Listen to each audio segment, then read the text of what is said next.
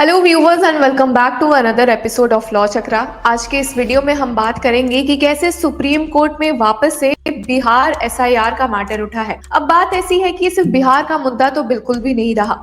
बहुत सारे स्टेट्स के बहुत सारे पार्टीज, अब वो सिविल राइट्स एक्टिविस्ट ग्रुप्स हो या पॉलिटिकल पार्टीज ही क्यों ना हो, सीधे सुप्रीम कोर्ट आ पहुंचे हैं ईसीआई के खिलाफ एक डिमांड लेकर कि उन्हें एसआईआर करने से उनके रिस्पेक्टिव स्टेट्स में रोका जा सके। अब व्यूवर्स, मामले काफी इंटेंसिफाई हो गए हैं जब एक नहीं बल्कि कितने सारे स्टेट्स सीधे सुप्रीम कोर्ट आ पहुंचे हैं ईसीआई के खिलाफ एक प्ली लेकर कि उन्हें उनके रिस्पेक्टिव स्टेट्स में एसआईआर करने से रोका जा सके, क्योंकि ये कहा गया है, ये क्लेम किया गया है कि ईसीआई के पास एक बैकिंग नहीं है एसआईआर करने का, और ये जो पूरा प्रोसेस वो कर रहे हैं वो इलीगल होने के साथ साथ अनकॉन्स्टिट्यूशनल भी है। तो व्यूवर्स, इंडिया में डेमोक्रेसी के मुद्दे पर जब ऐसी बातें होने लगे, इलेक्शन का जिम्मा जिस बॉडी को दिया गया है उस पर ही शक होने लगे, उस पर ही उंगलियां उठे, तो मामले काफी सीरियस हो जाते हैं। और इस मामले की सुनवाई और कोई नहीं, हमारे होने वाले नेक्स्ट सीजीआई जस्टिस सूर्यकांत के सामने हुए हैं। तो ये पूरा मुद्दा क्या है, आज की हियरिंग में क्या हुआ है, senior advocate such as Kapil Sibal, advocate Prashant Bhushan ने क्या बातें रखी है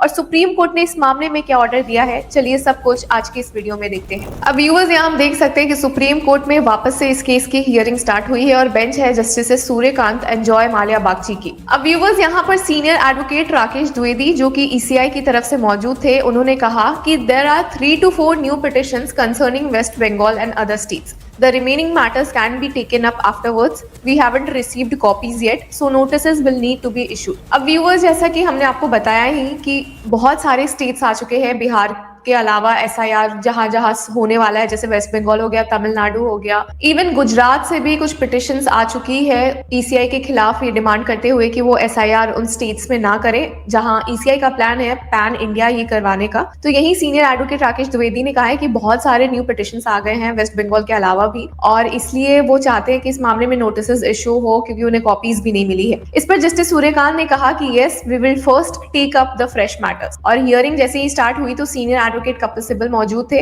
उन्होंने तमिलनाडु की तरफ से कहा कि situation for every state is different, somewhere the rural population is more, somewhere there are natural calamity. अब viewers, senior advocate Kapil Sibal Tamil Nadu state की तरफ से मौजूद थे जिन्होंने कि एसआईआर प्रोसेस को चैलेंज किया है। अब ईसीआई ने तमिलनाडु में एसआईआर प्रोसेस का डेट निकाला है, 1 महीने के अंदर सब कुछ खत्म करने की बात की गई है। इसी पर सीनियर एडवोकेट कपिल सिब्बल ने कहा कि हर स्टेट का कुछ अलग सीन रहता है। तमिलनाडु में मानसून सीजन के दौरान बहुत ही हैवी रेनफॉल होता है नवंबर दिसंबर में, बाकी स्टेट्स की तरह नहीं। और जो बूथ लेवल ऑफिसर्स है उन्हें भी फ्लड रिलीफ वर्क में बहुत इंगेज रखा जाएगा।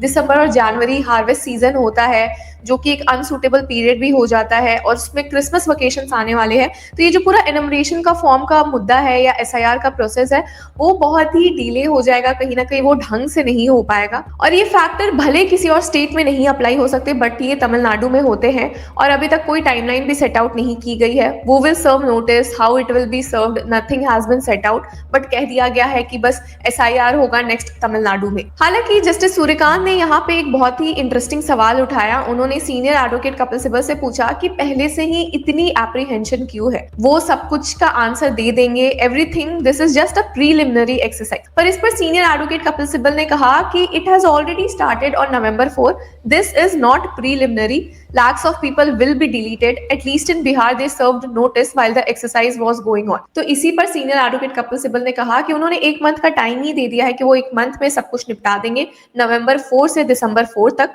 और इसी पर सीनियर एडवोकेट कपिल सिब्बल ने कहा कि ये प्रीलिमिनरी एक्सरसाइज नहीं है, उन्होंने एसआईआर का प्रोसेस स्टार्ट कर दिया है। अब इस पर सीनियर एडवोकेट सिब्बल ने वापस से कहा कि this is not an adversarial exercise, we all want the system to work. और यहीं पर सीनियर एडवोकेट राकेश द्विवेदी ने ईसीआई की तरफ से कहा कि उन्हें 2 हफ्तों की जरूरत है, यहाँ 6 हफ्तों की बात हो रही है, 6 हफ्ते हैं। पर सीनियर एडवोकेट सिब्बल ने कहा कि सिचुएशन बहुत वर्स है वेस्ट बंगाल में, अलग से वहां कनेक्टिविटी नहीं है, तमिलनाडु में एटलीस्ट कनेक्टिविटी है। तो यहाँ पर सीनियर एडवोकेट राकेश द्विवेदी ने कहा कि surprisingly every state is trying to show that we are more backward. तो अब यहाँ पर सीनियर एडवोकेट राकेश द्विवेदी ने ईसीआई की तरफ से एक बहुत ही सार्केस्टिक रिमार्क दिया है कि अब अचानक से सारे स्टेट दिखाने लगे हैं कि वो बहुत बैकवर्ड है, तो वहां पे एसआईआर प्रोसेस नहीं हो सकता। जिसके बाद जस्टिस सूर्यकांत ने यहाँ कहा कि और एक्टिंग एज दो this is the first time a voter list is being prepared in the country. हालांकि इसके रिस्पॉन्स में सीनियर एडवोकेट कपिल सिब्बल ने समझाया कि ये जो प्रोसेस हो रहा है वो तो पहली बार हो रहा है, पहले कभी नहीं हुआ था।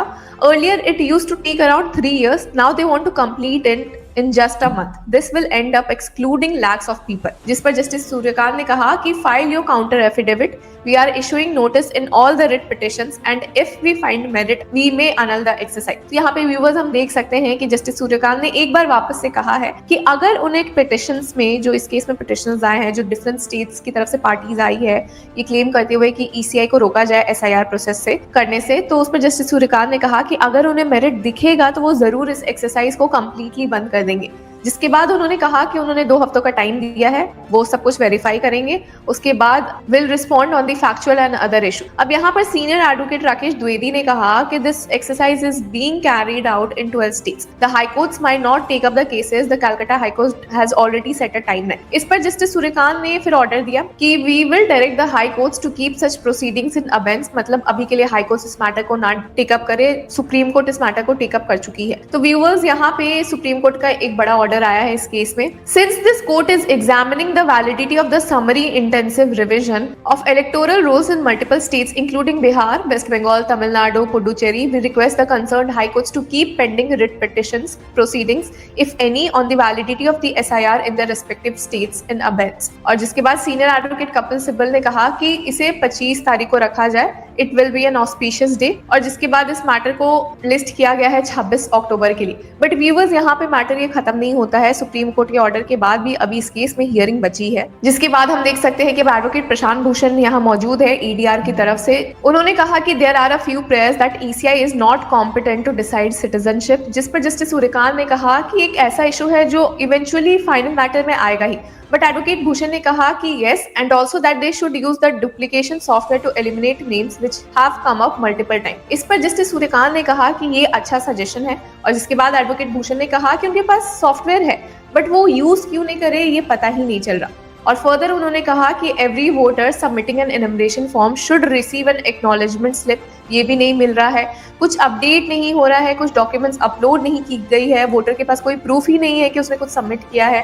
अगर बाद में एक पर्सन का नाम डिलीट किया जा रहा है तो उसके पास कोई प्रूफ ही नहीं है ये दिखाने के लिए कि उसने एनुमरेशन फॉर्म भरा था। और जिसके साथ ही एडवोकेट प्रशांत भूषण ने कहा कि ये तो ट्रांसपेरेंसी मैटर है, ये इंक्लूडेड होना चाहिए। तो जिस पर जस्टिस सूर्यकांत ने कहा कि तो आप बेसिकली चाहते हैं कि वो अपने ही रूल्स से कंप्लाई करे, जिस पर एडवोकेट प्रशांत भूषण ने कहा कि यस। उन्होंने फर्दर कहा कि हम उनके ही मैनुअल को, ईसीआई के ही मैनुअल को रेफर कर रहे हैं। I don't believe any judgement prohibits providing a voters list in a machine readable format. A machine readable format will simply let people search for their names, otherwise they are being asked to rely on the 2003 list. How can that harm anyone if the list is searchable. इस पर justice Bagchi ने कहा कि concern है कि large scale availability of personal data से misuse हो सकता है। It raises issue of collective data protection for Indian citizens. The data is a valuable asset that the election commission holds in trust. हालांकि advocate Bhushan ने कहा कि इसके against कोई वैलिड रीजन नहीं है। अगर वोटर लिस्ट मिल जाएगी एक मशीन रीडेबल फॉर्मेट पे तो उसमें मैनिपुलेशन के चांसेस कैसे हो सकते हैं या किसी की प्राइवेसी कैसे कॉम्प्रोमाइज हो सकती है। ये तो सिटीजंस के लिए इजी हो जाएगा कि वो अपना नाम आराम से सर्च कर सकते हैं। इस पर जस्टिस बागची ने कहा कि हमारा कंसर्न बस यही है कि लिमिटेड इंटरनेट एक्सेस हो,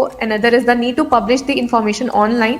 Strengthening ground level access would resolve many of these issues। जिस पर जस्टिस बागची ने फर्दर कहा कि प्रोसेस ऐसा डिजाइन होना चाहिए कि सिंपल और इजी एक्सेसिबल हो ऑर्डिनरी सिटीजंस के लिए। जिस पर जस्टिस सूर्यकांत ने फिर कहा कि you must also consider the unique conditions in each state. हर जगह का डिफरेंट ही फॉर्मूला होता है, कहीं पे लिटरेसी रेट हाई है, कहीं पे कम है, कहीं पे रेसिडेंट्स माइग्रेट करते हैं, बहुत सारे स्टेट्स की बहुत सारी डिफरेंट सिचुएशन है।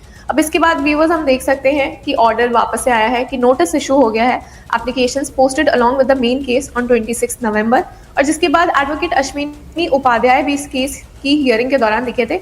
उन्होंने कहा कि वो एड्रेस करना चाहते हैं आर्टिकल 355 को और कह रहे हैं कि एसआईआर प्रोसेस शुरू तो हो गया है बट फॉर्म 6 इम्प्लीमेंट नहीं हुआ है जो कि अलाउ करता है Aadhaar to be used for verifying date of birth. इस पर जस्टिस सूर्यकांत ने कहा कि उन्होंने ऑलरेडी क्लैरिफाई कर दिया अपने ऑर्डर से कि Aadhaar by law isn't proof of citizenship और डोमिसाइल। इस पर जस्टिस बागची ने भी कहा कि form 6 stems from section 25A, its delegated legislation to implement that provision. Section 25A can't be amended through executive action, while Aadhaar isn't proof of citizenship. It is valid for identity. अब viewers, यहाँ पे petitioners की तरफ से senior advocate Gopal Shankar Narayan भी मौजूद थे। उन्होंने कहा कि पिटिशनर्स ने अपने आर्ग्यूमेंट्स खत्म कर लिए हैं लीगैलिटी पे और अब सीनियर एडवोकेट राकेश द्विवेदी की बारी है। The core issue of legality needs urgent clarification. इस पर जस्टिस सूर्यकांत ने कहा कि उन्हें नहीं लगता कि पिटिशनर्स ने कंक्लूड किया है, जिस पर सीनियर एडवोकेट कपिल सिब्बल ने कहा कि वी हैवंट। और उसके बाद सीनियर एडवोकेट कपिल सिब्बल ने कहा कि ईसीआई को भी इस पर रिप्लाई करने दिया जाए, और जिसके बाद जस्टिस सूर्यकांत ने इस मैटर को